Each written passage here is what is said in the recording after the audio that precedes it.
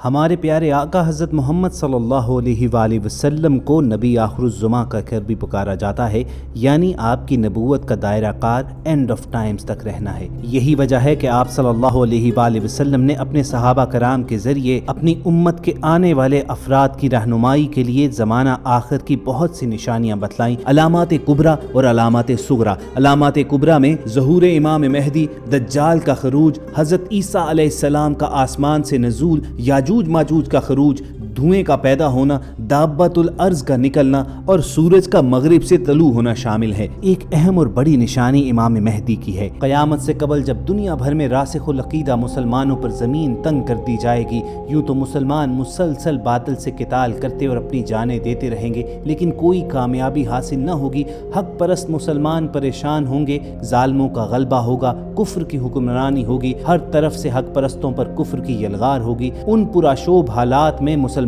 کی رہنمائی کے لیے امام مہدی ظاہر ہوں گے۔ آج کے سیشن میں آپ کو بتائیں گے کہ اہل نظر کی رائے میں کس طرح موجودہ حالات وہ رخ اختیار کر رہے ہیں کہ امام مہدی کی آمد کی تیاریاں ہیں۔ خصوصاً ملک شام، یمن اور لبنان میں جو حالات کریٹ کیے جا چکے ہیں وہ کس طرح امام مہدی کے ظہور کی نشانیوں کو پورا کرتے ہیں۔ مگر ویڈیو میں آگے بڑھنے سے پہلے نئے دیکھنے اور سننے والے ریڈ بٹن پر کلک کر کے اور بیل آئیکن کو پریس کر کے سبسکرائبر ضرور بنیے تاکہ ایسی معلوماتی، تاریخی اور اسلامی ویڈیوز آپ کو ہر وقت اور بر وقت ملتی رہیں۔ صلاح الدین ایوبی کے 12 اکتوبر 1187 میں بیت المقدس میں فاتحانہ داخلے سے لے کر 1920 میں خلافت عثمانیہ کے خاتمے تک 623 سال بلاد شام کے مسلمانوں کی عظمت، سربلندی اور سرفرازی کے سال تھے، لیکن یوں لگتا ہے کہ خلافت عثمانیہ کے زوال اور یروشلم میں یہودیوں کی واپسی سے اس دور فتن کا جو آغاز ہو چکا ہے اور سید الانبیاء صلی اللہ علیہ وآلہ وسلم کی پیشگوئیوں کے مطابق اس کا مرکزی مقام بلاد شام ہوگا۔ یہ علاقہ آخری بڑی جنگ میں امام مہدی کا ہیڈ کوارٹر ہوگا،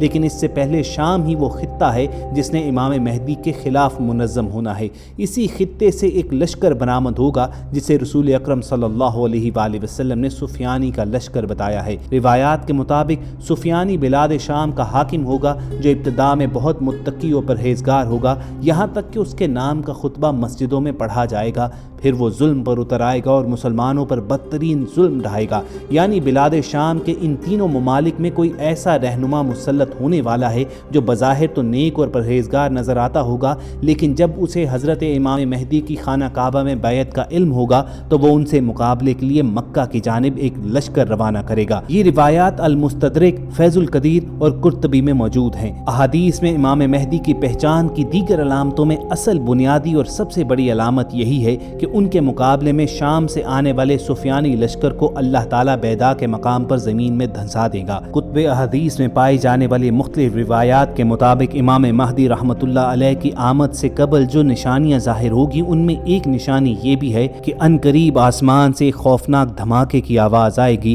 اور یہ آواز بادلوں کی گرج چمک سے مختلف ہوگی۔ اس آواز سے قلب انسان لرز کر رہ جائے گا اور جب تم اس زمانے کو پاؤ تو اگلے زمانے کے لیے اشیاء خور و نوش جمع کر کے اپنے گھروں میں قید ہو جاؤ۔ کتاب الفتن میں خالد بن معدان سے روایت ہے کہ جب تم آسمان میں مشرق کی طرف سے آگ کا ستون دیکھو تو جس قدر ہو سکے کھانے پینے کی چیزیں رکھ لینا، کیونکہ وہ قحط اور بھوک کا سال ہوگا۔ اسی طرح کتاب الفتن ہی میں خالد بن معدان سے ایک اور مقام پر روایت ہے کہ عنقریب آگ کا ستون نشانی کے طور پر ظاہر ہوگا، جو مشرق سے نکلے گا اسے تمام زمین والے دیکھیں گے، بس جو شخص اس کو پائے تو اپنے اہل خانہ کے لیے 1 سال کی خوراک تیار کر لے۔ اسی طرح کی ایک اور روایت میں ماہ رمضان کا ذکر ہے کہ رمضان میں ایک خوفناک دھماکے کی آواز کہیں بلندیوں سے سنائی دے گی جو بڑے خوفناک فتنوں کی نقیب ہوگی، اور اسی روایت کے مطابق اس نشانی کے چند ماہ بعد امام مہدی کا ظہور ہوگا۔ دوستو، اہل نظر کی رائے میں آج جس طرح بلاد شام یعنی لبنان، شام اور یمن کے علاقے میں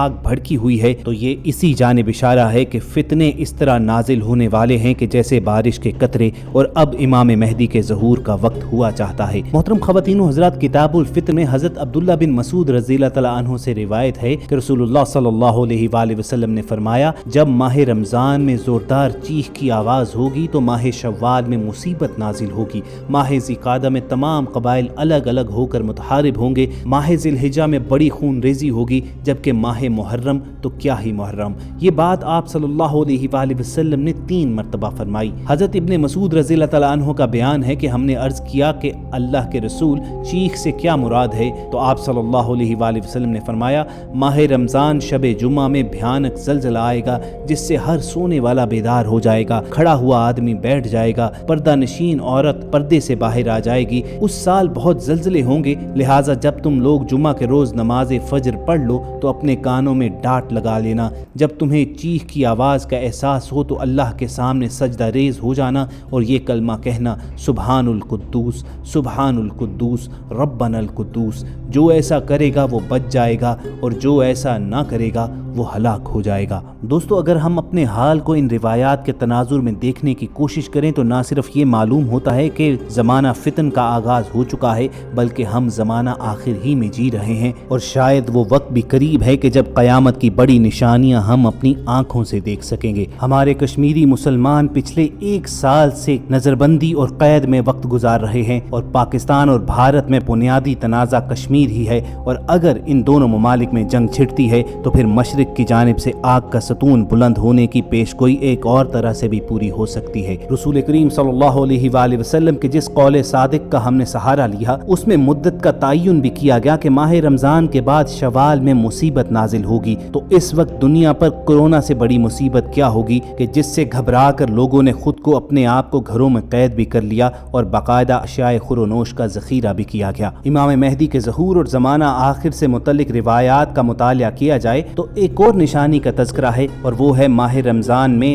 سورج اور چاند گرہن کا لگنا، جو کہ 80 کی دہائی میں کئی مرتبہ ہو چکا ہے۔ بلاد شام کے حالات اور روایات میں اس کا تذکرہ ہم کھول کھول کر آپ کے سامنے بیان کر چکے ہیں، اور اگر اسلام کے مرکز سعودی عرب کا مطالعہ کیا جائے تو اس وقت وہاں پر جو اندر خانے اقتدار کی جنگ جاری ہے، تو سعودی بادشاہ کے انتقال کے بعد 3 عرب شہزادوں کی جس جنگ کا تذکرہ ہے کہ اس کے فوری بعد امام مہدی کا ظہور ہوگا، تو وہ جنگ بھی سمجھیے کہ ہمارے سروں پر کھڑی ہے۔ اگر امام مہدی کے متعلق روایات و احادیث کا مطالعہ کیا جائے تو موجودہ حالات اسی جانب اشارہ کر رہے ہیں کہ اب کسی بھی وقت امام مہدی کا ظہور ہم دیکھ سکتے ہیں، اور بلا شبہ یہ امت مسلمہ کے لیے ایک مبارک ساعت ہوگی، کیونکہ آپ ہی کی قیادت میں امت مسلمہ راہ راست پر واپس آئے گی اور دنیا پر غلبہ حاصل کرنے کی جدوجہد کا آغاز بھی کرے گی اور اس میں کامیابی بھی پائے گی۔ خواتین و حضرات، دنیا میں حالات جس تیزی سے کروٹ لے رہے ہیں، جس تیزی کے ساتھ بساط بچھ رہی ہے، صاف نظر آ رہا ہے کہ آنے والے ادوار بڑے پرفتن ہیں۔ اس کے متعلق بھی نبی کریم صلی اللہ علیہ وآلہ وسلم نے ارشاد فرمایا تھا، میری امت پر ایک دور ایسا آئے گا